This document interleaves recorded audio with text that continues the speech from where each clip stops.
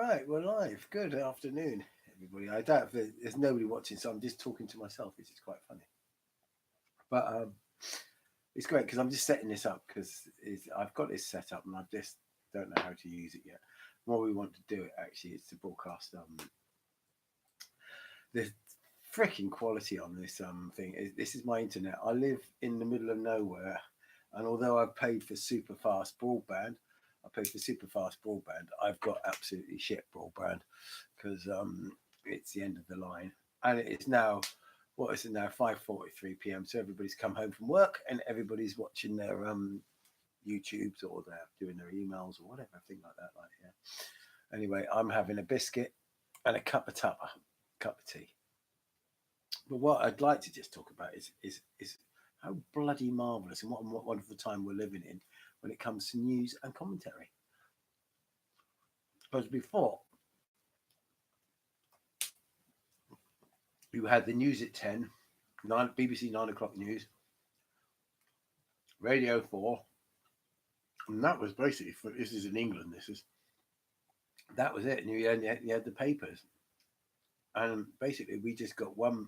We got told what was going on, and if they didn't tell us, we didn't know what was going on.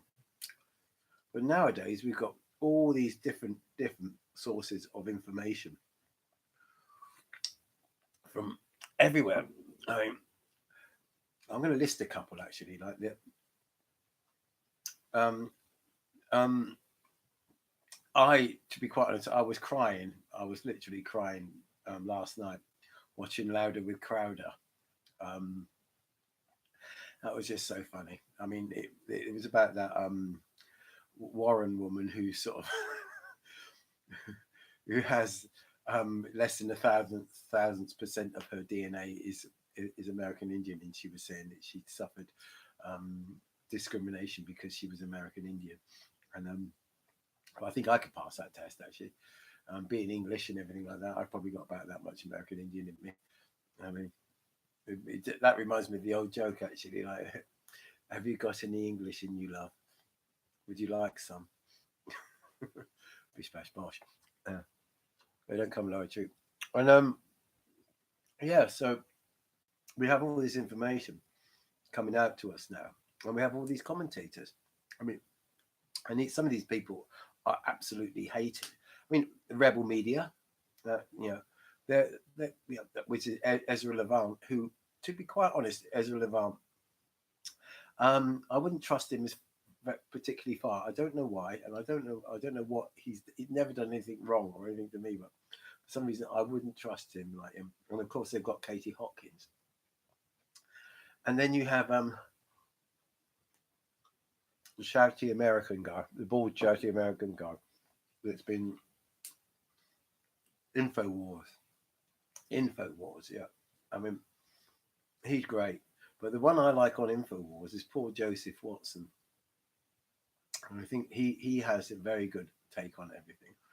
So we've got Paul Joseph Watson, you know, Ezra Levant, Katie Hopkins, even, you know, I mean, my God, I would never have gone near Katie Hopkins before. But when you get to see them in, the, you know, with that stripped away, not when they put them on BBC and everything like that, and they put them up against the leftist um, talking heads. And it's just a battle. There's no proper discussion going on. It's just how can we, how can we make these people look really really stupid?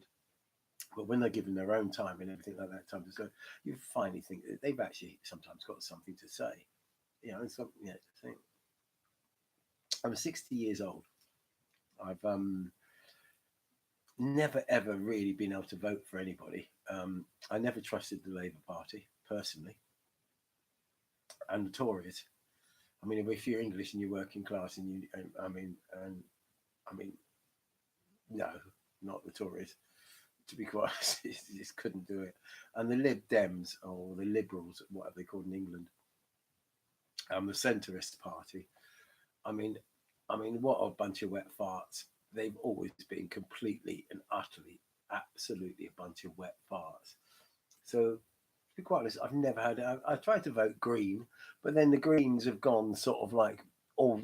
They've gone to a Marxist.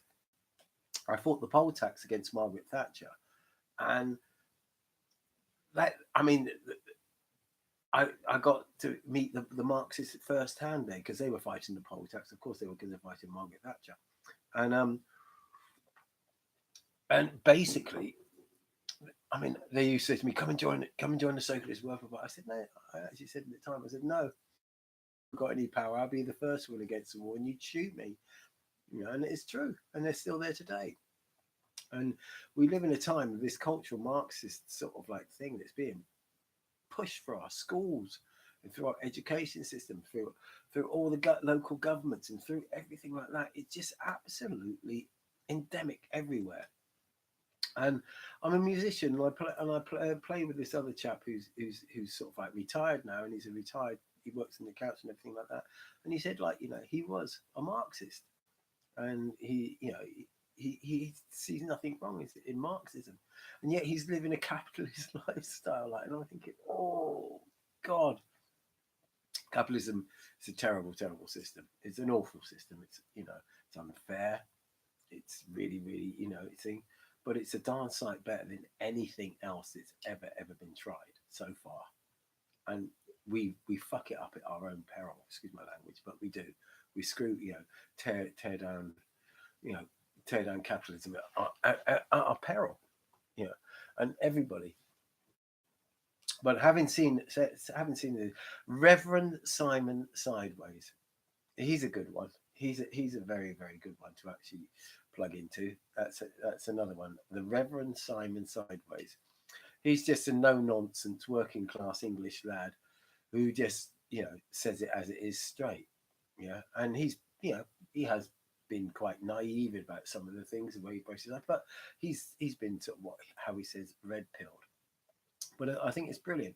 If you're watching this, if anybody gets to watch this at any time, do take notice of these things like that. And if you do sort of get your news from the papers and the TV and everything like that, do try a little bit of looking on alternative media sources, because even I can look. I've just got a camera, a shit internet connection, a microphone, and I can talk to you, and I've got my own TV studio here. I know it's a terrible picture, and I know it's very, very thing, and I don't know what the sound quality is going to be like, because I can see the internet connection is really, really, really struggling. But I can do it. If I can do it here, I mean, we can all do it.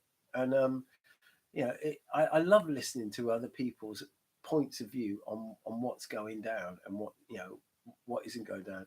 To be quite honest, we would have never have got this woman saying that she was an American Indian, which President Trump called a Pocahontas, which is quite funny. Turns out she has absolutely zero American Indian blood in her, which is a bit, that is the wrong side of cultural appropriation, but generally cultural appropriation is usually complimentary. Like if I want to dress up like a Chinese man or a Japanese man or something like that, the reason why I wanted to do that is because I think I look cool in their clothes. And if they want to dress up like Western people, that's up to them. And if I think that's quite fine. But here's fingers crossed that we do get a Brexit. I mean, I know a lot of you youngsters, anybody youngsters watching this, you probably think that, my God, Brexit, like it's terrifying and everything like that. But remember, I lived most of my life outside the European Union, and it's not an issue. It's not an issue. The European Union is not for the likes of us. It's not for us. It's all about control, and it's all about globalism. I'm not a tin pot little nationalist. In fact, to be quite honest, I think it's not national. I think it should be local. And I think most of the politics and my politics would be at a local level. So I live in a village with about 1,200 people on a good day.